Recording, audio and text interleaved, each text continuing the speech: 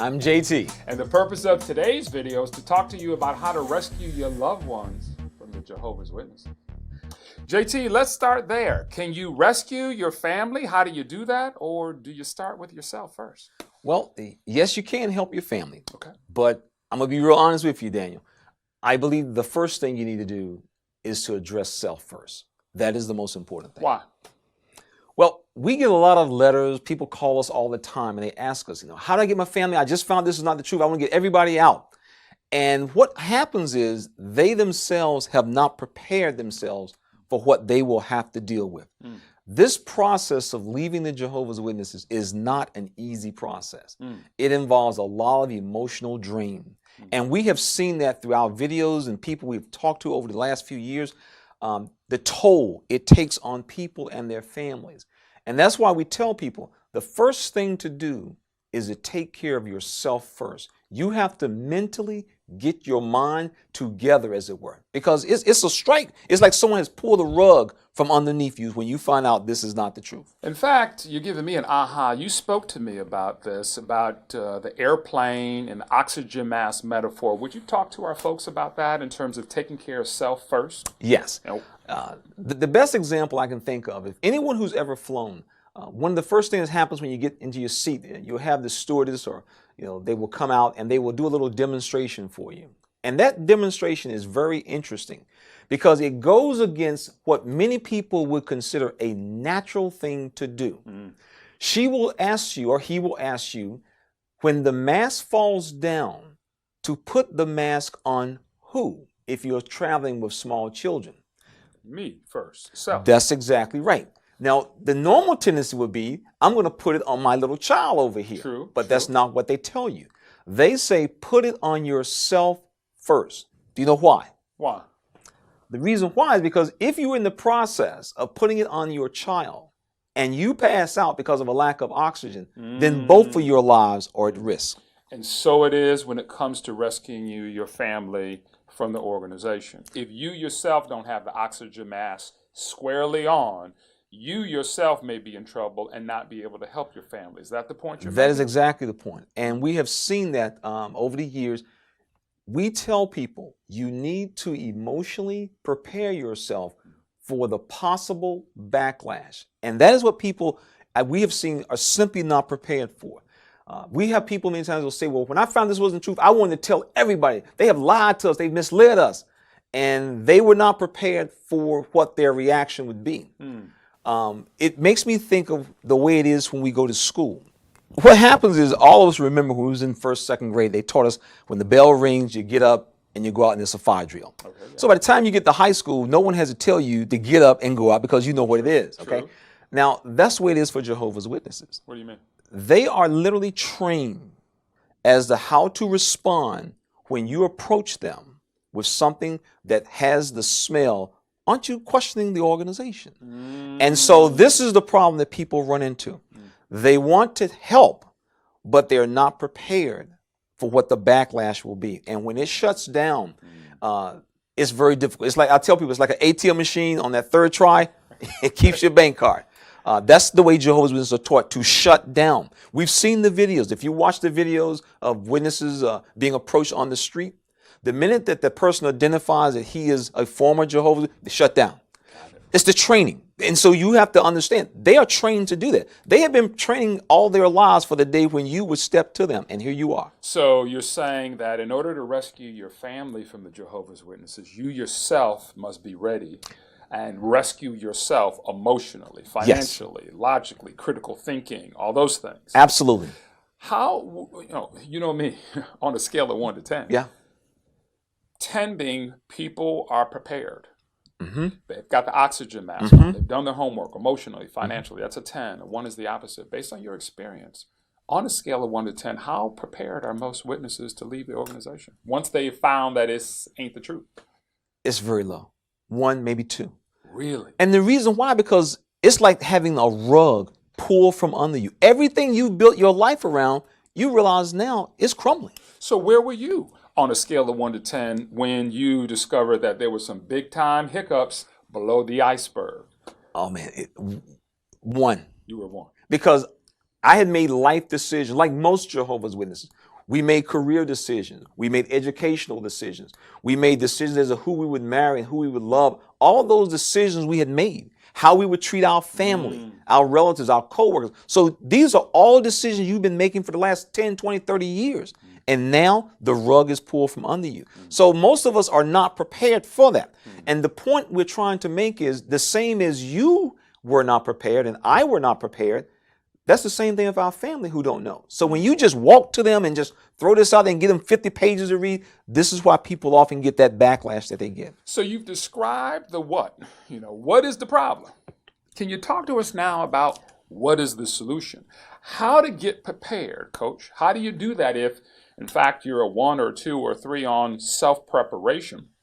How does the husband or the wife or the grandma, what are the top 2 things that you'd recommend they do to move up the preparation scale? It's mainly going to be mental. Okay. It's going to be because the very thought of if I approach my wife or I approach my mother and they shut down, am I mentally prepared to realize that I may not be able to deal with them for years to come because they will cut you off at the knees? So it's really more of a mental preparation.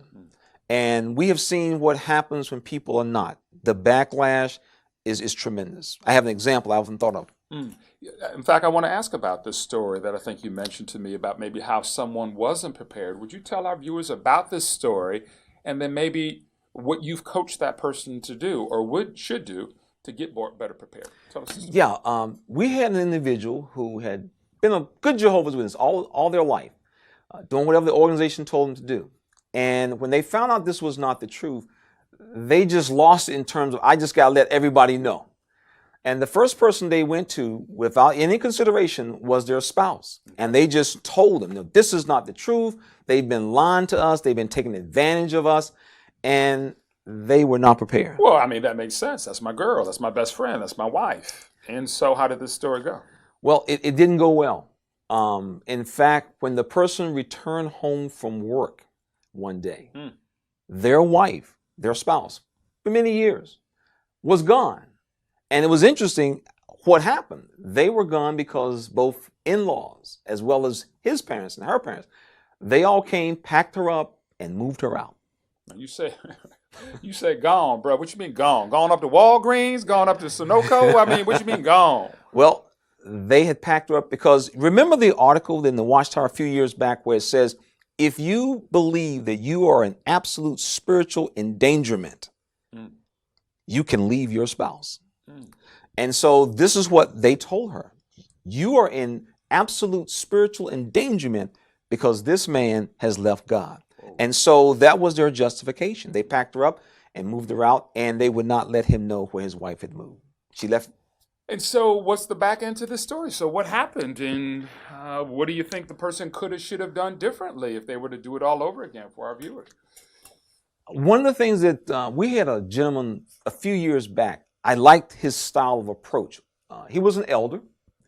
He started out by asking questions. We've talked to a few other people who've also been very successful by asking questions. Questions that would simply make them think. In fact, one gentleman said, I would ask my wife, if you had a Bible study and they raised this question, how would you answer it? And she would just go on and on and on. And after a while, it reached a point where there was questions that she could not answer because there were no answer to them. So wait a minute. You're saying that one of the things that people should do to get themselves prepared and get their family prepared is not planning what to say, but planning what to ask. Yes. We say in the business world, better questions are the answer. If you want better outcomes, you got to start to ask others better questions. But better than that, you become the questions you ask yourself. Too often times, I find, like in business and like when it comes to truth and religion, that folks aren't asking themselves the hard-hitting questions. You're saying that you've got an example of an elder that prepared his family by asking his wife questions so that they started to self-conclude. Yes. And why is self-conclusion or self-discovery so much more powerful than someone else giving them the answer that something's wrong with the organization? The reason why is because this allows the person to realize this is the conclusion I have come to myself. We often have people who will write us and they'll say, JT or Lady C, send us an article that I can show to my mama and she'll leave the organization. Well, that's not how it works. That person or that individual has to be willing to take the time to ask those critical thinking questions and accept what the answers are. Outstanding. So as we wrap up this particular video, how to rescue your loved ones from the Jehovah's Witnesses, the theme seemed to be the first person you need to rescue is yourself. Like a baseball diamond.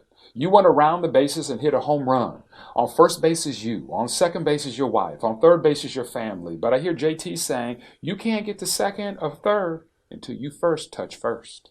And first is having a self-discovery conversation with yourself. Self-discovery is more powerful than your presentation. You got to ask yourself some tough questions. And then you go to second base and you ask your wife critical thinking questions. Yes. You do the same thing with your family. Yes. You make sure that everybody's buttoned up. And since everyone has drawn some conclusions on their own, it's not that you're pushing, you're pulling. Yes. You're pulling them out of the organization, Yes. or in fact, they are pulling themselves.